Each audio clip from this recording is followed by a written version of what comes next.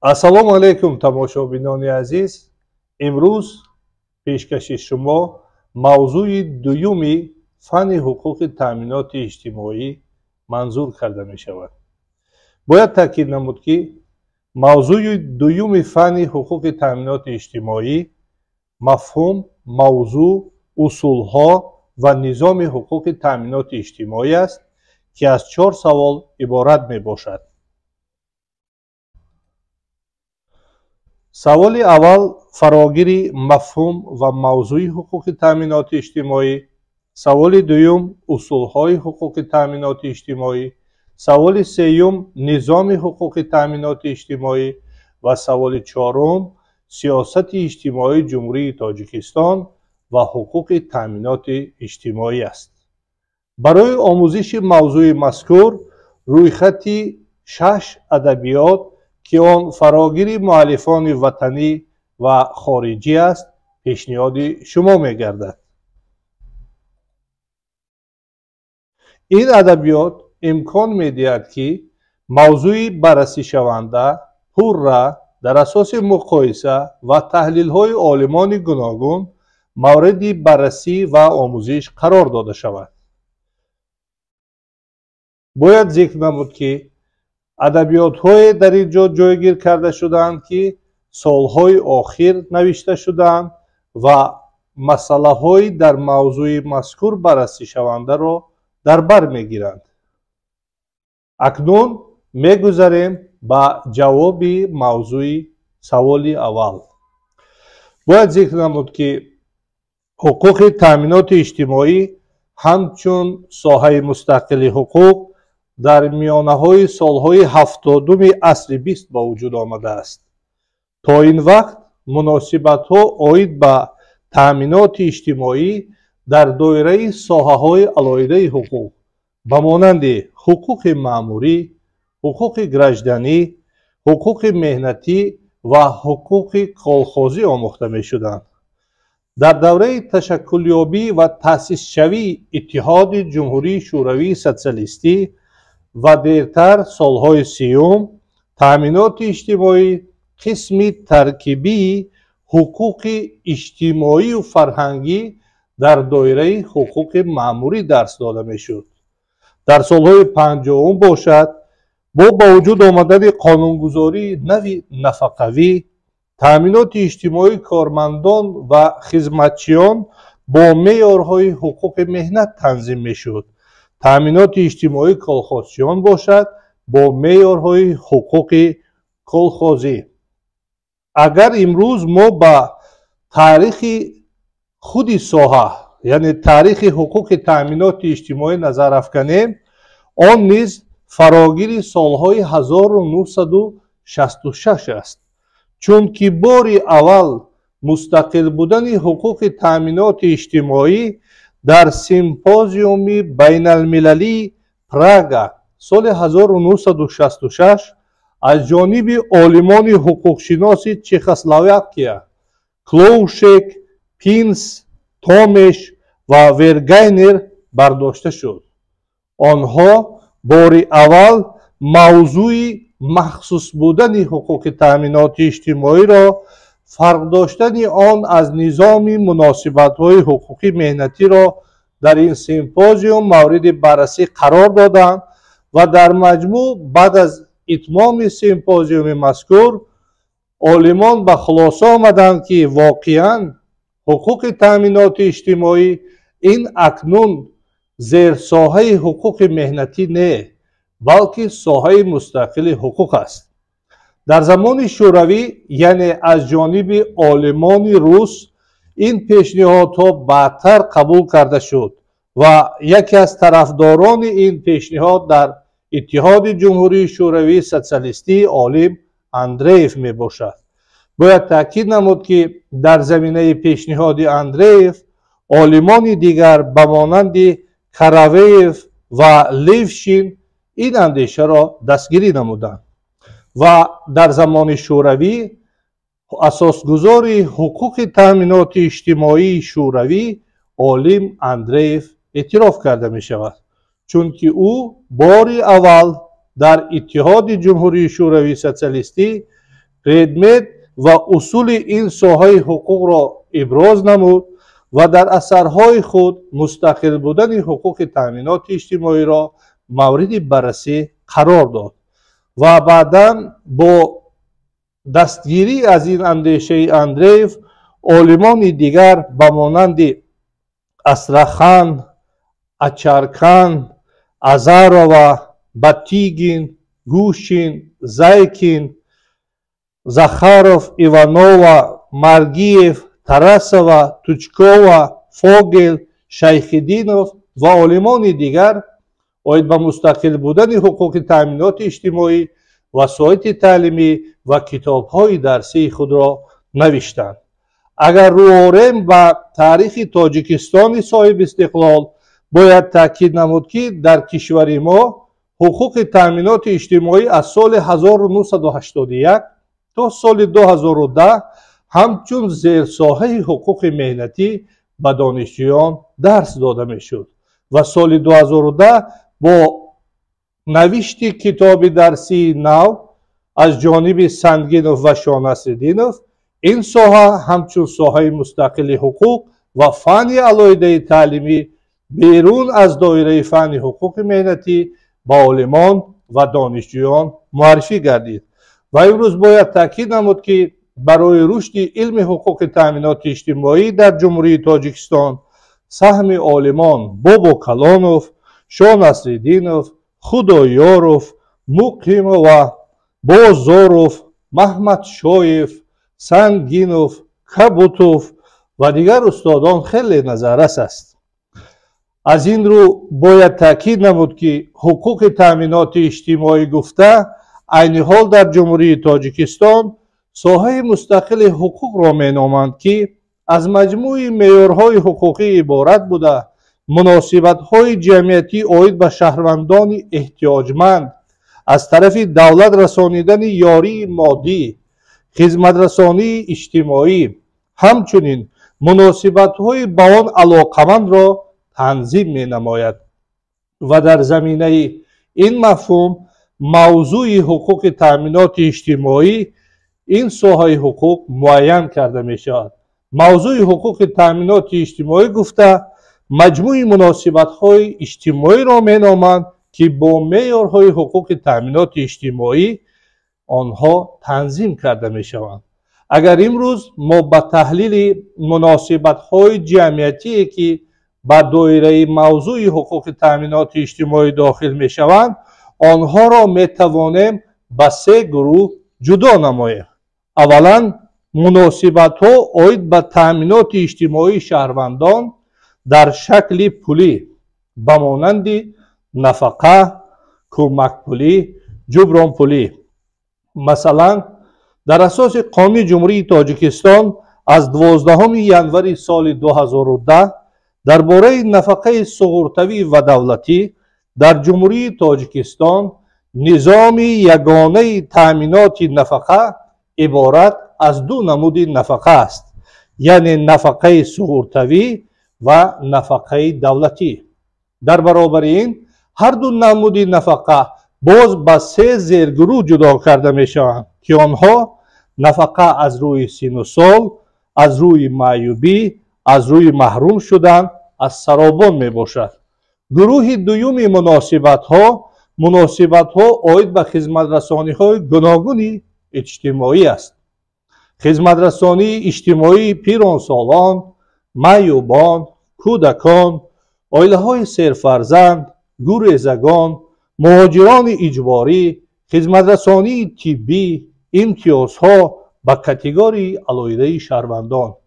масалан дар асоси қонуни ҷумҳурии Тоҷикистон аз 5 январи соли 2008 дар бораи хизматрасониҳои иҷтимоӣ хизматрасонии иҷтимоӣ ин маҷмӯи хизматҳои иҷтимоӣ марбут ба фаъолияти хадамоти иҷтимоӣ дар бобати дастгирии иҷтимоӣ, расонидани хизматҳои иҷтимоии маишӣ, иҷтимоии тиббӣ, равоншиносию педагогӣ, иҷтимоии ҳуқуқӣ, хизматҳои дигар ва кӯмаки моддӣ мутобиқшавӣ ва офияти иҷтимоии шаҳрвандон аст ки дар ҳолатҳои душвори зиндагӣ қарор доранд. бояд зикр намуд ки худи қонун мафҳуми ҳолати душвори зиндагиро низ муқаррар менамояд, яъне ҳолате ки фаъолияти муътадили зиндагии шаҳрвандонро ба таври воқеӣ вайрон мекунад ва ё ҳолате ки ӯ мустақилона аз он баромада наметавонад.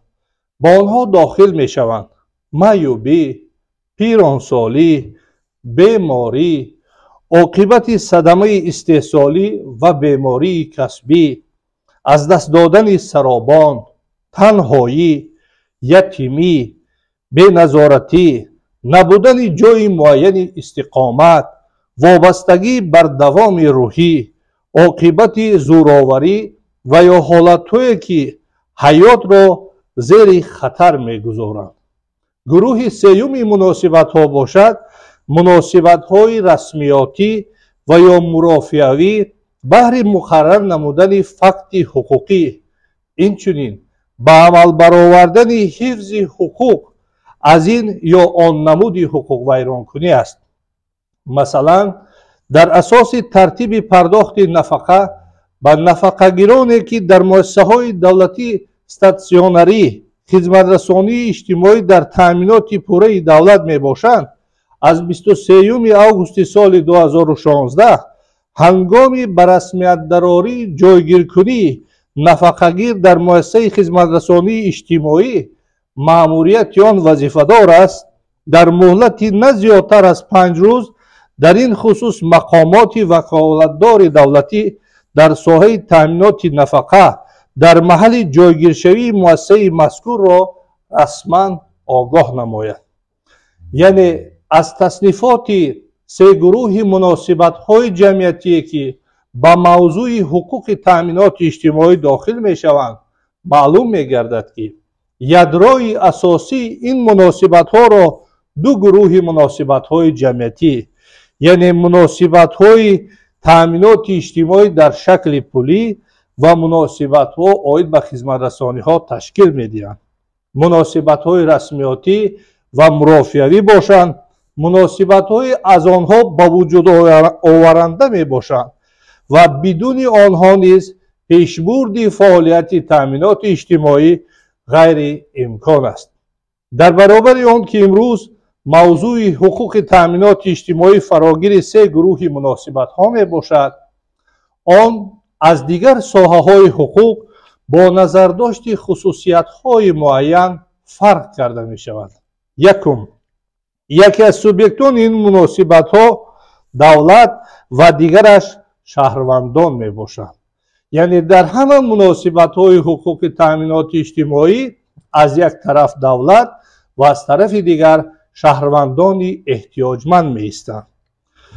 дуюм, муносибатҳои байни ин субъектон хусусияти алиментарӣ доранд, яъне давлат ӯҳдадор аст намудҳои гуногуни таъминотро пешкаш намояд ва ҳақ надорад аз шаҳрванд барои пешниҳоди ин таъминот чизеро талаб кунад.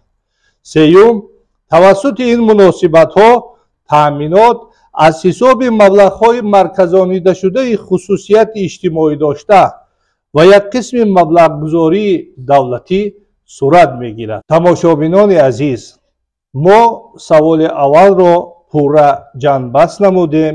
акнун мегузарем ба баррасии саволи дуюм.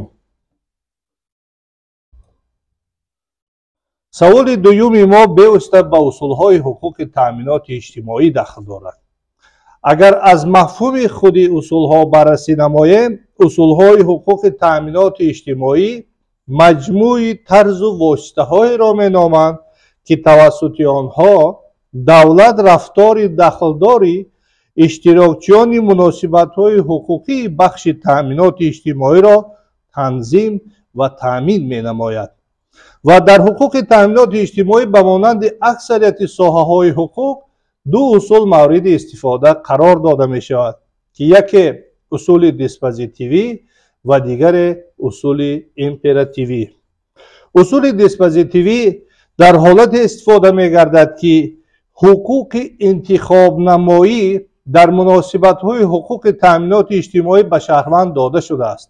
Масалан, мувофиқи моддаи 8 Қонуни Ҷумҳурии Тоҷикистон дар бораи нафақаи суғуртавӣ ва давлатӣ, ҳуқуқ ба интихоби нафақа ба шахсе ки дар як вақт ҳуқуқи гирифтани якчанд нафақаро дорад, дода шудааст. яъне шахс худаш интихоб менамояд ки аз намудҳои алоҳидаи нафақае ки мувофиқи қонунгузорӣ ӯ салоҳият дорад истифода барад, яке аз онҳоро интихоб намояд. усули императивӣ бошад дар мавриди ҳатмӣ ва тағйирнопазир будани амалу ҳаракати тибқи меъёрҳои қонунгузорӣ пешбинишуда истифода мегардад.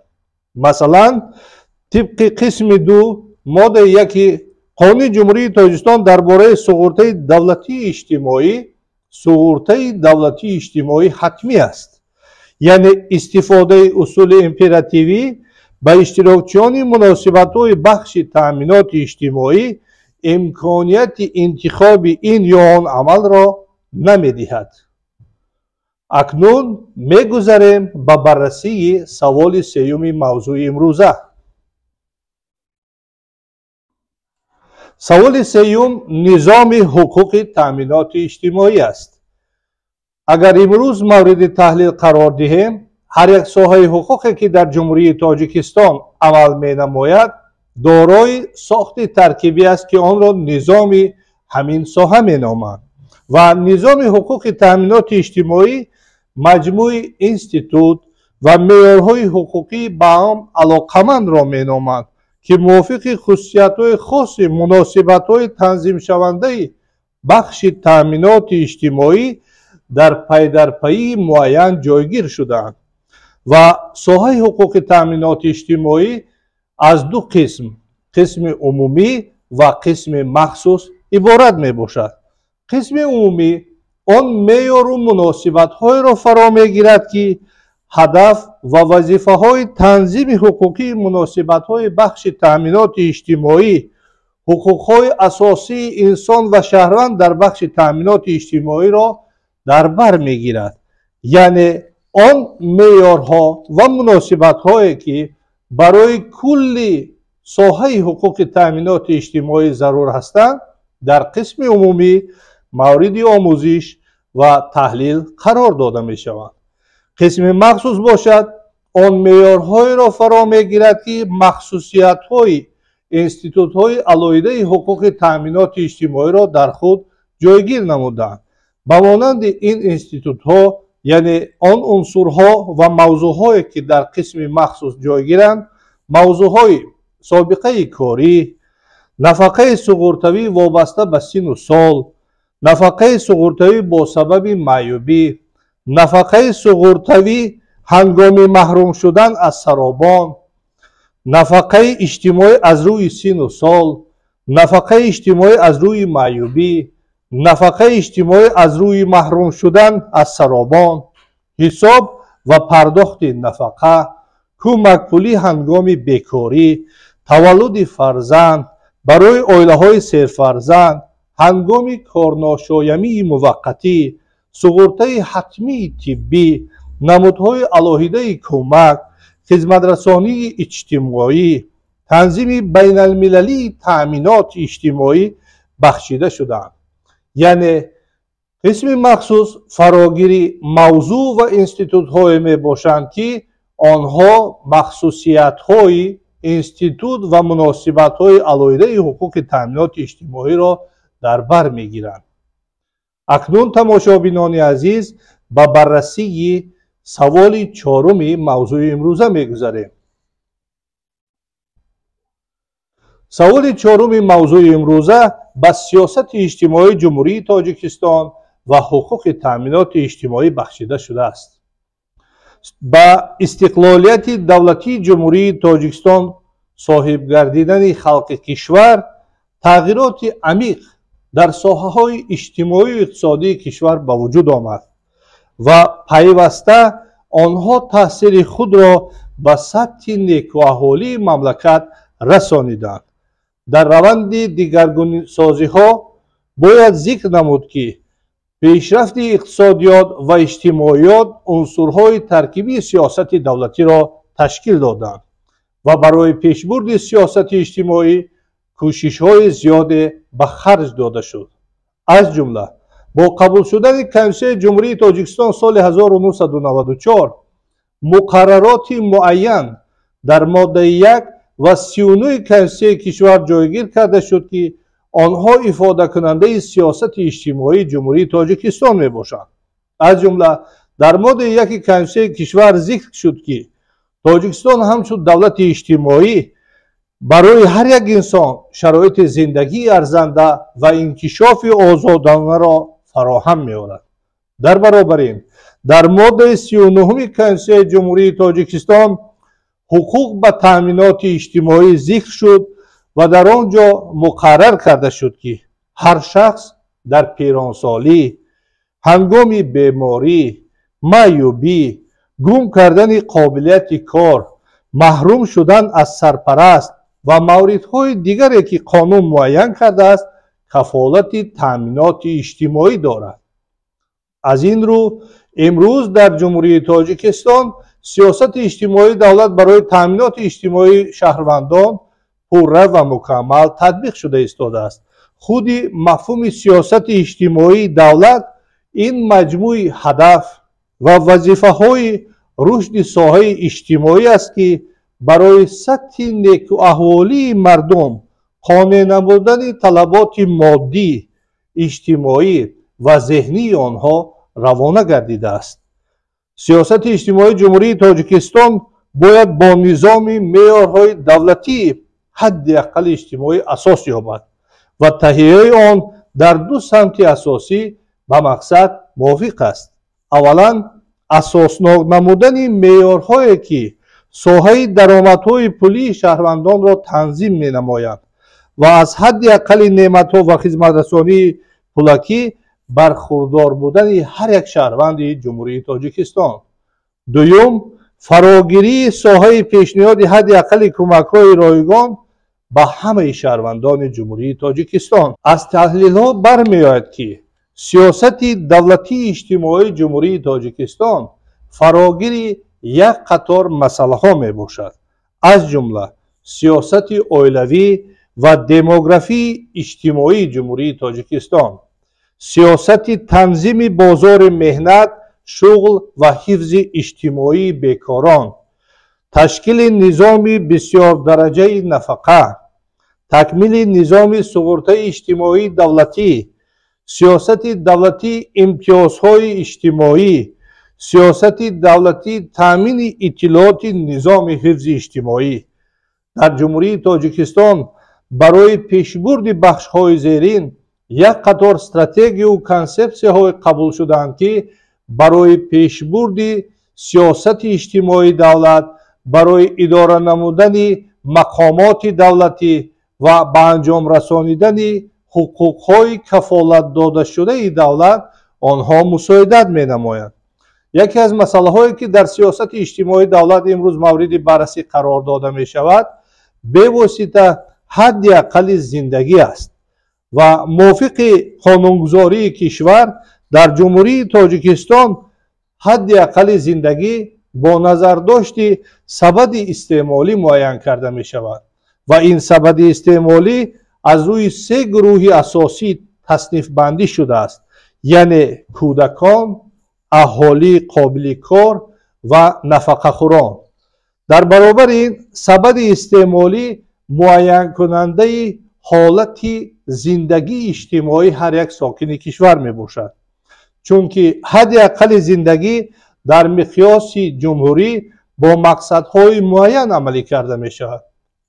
пеш аз ҳама, ҳангоми таҳия ва татбиқи сиёсати иҷтимоӣ ва барномаҳои давлатии иҷтимоӣ ба назар гирифтани тағйироти сатҳи зиндагии мардум ҳадафи асосӣ аст. дуввум, асоснок намудани андозаи ҳадди аққали музди меҳнат, инчунин барои муайян намудани андозаи стипендияҳо, кӯмакпулиҳо ва дигар пардохтҳои иҷтимоӣ. бояд зикр намуд, ки барои ба анҷом расонидани ҳадафҳои зерин ҳамасола аз ҷониби давлату ҳукумат чораҳо андешида мешаванд ва соли гузашта яъне 23 декабри соли 2022 дар паёми навбатии худ пешвои миллат муҳтарам Эмомалӣ Раҳмон барои зиёд намудани ҳадди аққали музди меҳнат ва инчунин зиёд намудани аз 20 то 25% зиёд намудани андозаи музди меҳнати гурӯҳи алоҳидаи кормандон инчунин гирандагони стипендияи президентӣ пешниҳодҳои мукаммали худро ироа сохтанд. пас аз ин маълум мегардад ки барои иҷрои меъёрҳои конститутсионӣ оиди давлати иҷтимоӣ будани ҷумҳурии Тоҷикистон санадҳои дахлдор қабул шуданд ва онҳо аз ҷониби мақомоти ваколатдор иҷро карда мешаванд. ҳар як шаҳрванди ҷумҳурии Тоҷикистон аз сиёсати иҷтимоии Тоҷикистон бархурдор аст ва дар ҳолатҳои ҳадди аққали зиндагии ӯ низ баланд карда мешавад, чунки ҳамасола буҷети кишвар қариб 50% ба соҳаи иҷтимоӣ равона мегардад. тамошобинони азиз, имрӯз пешкаши шумо мавзӯи дуюми фанни ҳуқуқи таъминоти иҷтимоӣ яъне мафҳум, мавзӯъ, усул ва низоми ҳуқуқи таъминоти иҷтимоӣ пешниҳод гардида буд ки он фарогири 4 савол мебошад ва рӯйхати адабиёте мебошад ки дар оғози дарси имрӯза пешниҳоди шумо намудем. хайр то мавзӯъҳои дигари фанни мазкур.